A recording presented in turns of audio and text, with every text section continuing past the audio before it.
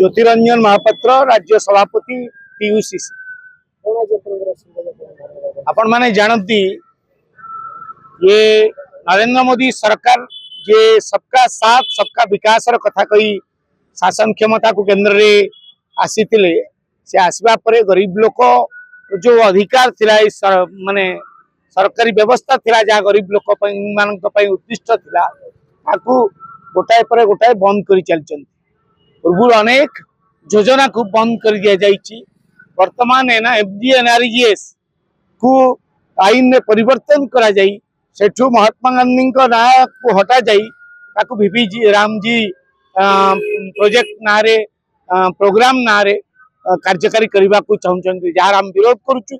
अन्य पटरे राज्य रे विद्युत देश सारा देश रे विद्युत वितरण और बंटन व्यवस्था को घरोईकरण करी साधारण जनगण को दुर्दशा मध्य को ठेली दि जाए आम निंदा करुचु।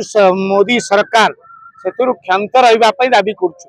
मोदी सरकार माने लड़ई हूँ महात्मा गांधी मानसिकता सहित मोदी नरेंद्र मोदी ये सबू स्थान महात्मा गांधी ना हटेवा उद्यम कर बुझा दरकार जे गांधी गोटे विचार गांधी गोटे अनुष्ठान से अनुष्ठान स्वाधीनता संग्राम भितर आज पर्यंत भारतर जनमानस सहित जड़ित ताकू के हटई दे परिबेनी।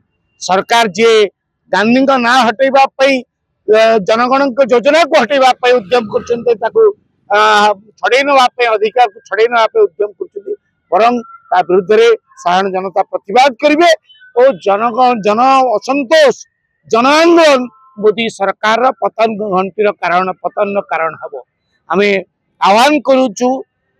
तमाम योजना जहाँ साधारण मनुष्य उद्दिष्ट गरीब मेहनती मनुष्य उद्दिष्ट श्रमजीवी मनुष्य उद्दिष्ट ताकू पूर्ववत कार्यकारी करा जाऊ नचेत जन जुआर तैयारी हब जन असंतोष जुआर जन आंदोलन रूप में मोदी सरकार पतन घटवा सुनिश्चित।